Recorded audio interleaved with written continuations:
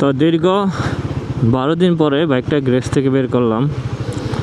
আর বাইকে নাকি অয়েল নাই, যেটা অকটেল ভরতে হবে আমার।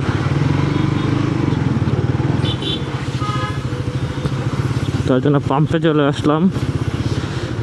আর আমার একটা ফ্যামিলিগত প্রবলেম, যেটা হসপিটালে যেতে হয় আমার প্রতিনিয়ত। আজকে মেবি 10 দিন যাবৎ আমার বড় ভাই অসুস্থ, তার জন্য আমি প্রতিনিয়ত হসপিটালে যেতে হয়। আর আজকে অপারেশন চলতেছে, আমি এখন হসপিটালে যাইতেছি। যেহেতু আমি কালকে রাতে একটি দুর্ঘটনার শিকার হয়েছিলাম। ভাই 500 টাকা তেল দেন। দুর্ঘটনার শিকার হয়েছিলাম অটো রিক্সা দিয়ে। আমি যখন বাসায় আসতেছিলাম, অটো রিক্সা একদম 500। জি জি,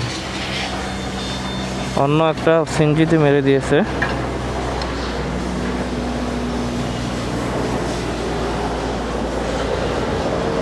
তো তার জন্য আমি এমনি অটোতে উঠতে ভয় পাই আগে থেকেই। তার জন্য এখন বাইকটা বের করলাম।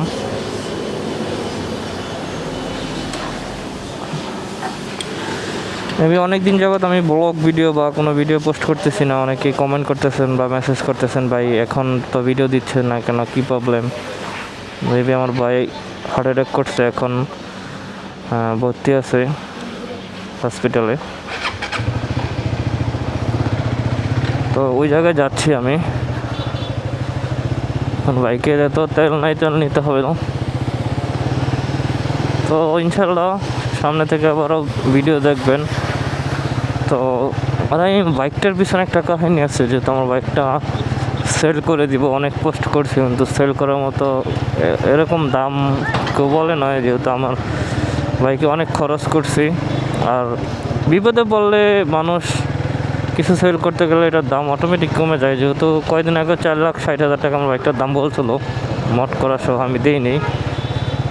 এখন আমার বাইক মট ছাড়া বলতেছে 3,30,000 টাকা। তো আমি কম রেট পাওয়ার কারণে বাইক সেল করিনি। যেহেতু আমার ফ্রেন্ড লাগে এবং বন্ধু লাগে, ওর থেকেই টাকা নিচ্ছি এবং ওরকেই বাইকটা দেবো, যেহেতু এখন বিদেশ আছে। পরবর্তীতে ইনশাল্লাহ আসতে ওকে আমি বাইকটা দিয়ে দেবো। এখন আমি রাইড করি, যেহেতু আমার উপর ওর ভরসা আছে যে আমি রিল্যাক্সে গাড়ি চালাই, সব কিছু কন্ট্রোল মিনি গাড়ি চালাই। তারপরেও ও বলছে যে একটা সার্ভিস দিতে বাইকটাকে, তারপরে যা যা ওর আছে সব কিছু ওকে বুঝিয়ে দিতে ওর বাসাতে। বাইক আমার কাছে থাকবে মেবি আরও 3 মাস। 3 মাস পর আমার ফ্রেন্ড নিয়ে যাবে বাইকটা, তখন আমি ইনশাল্লাহ টাকা পয়সা হলে আবারও একটা বাইক নামাবো B3। যেহেতু B3 বা B4 আমার একটা চয়েস আছে। তো দেখি ইনশাল্লাহ আপনাদের নতুন বাইকও ভিডিও পাইবেন 3 মাস পরে। আসসালামু আলাইকুম।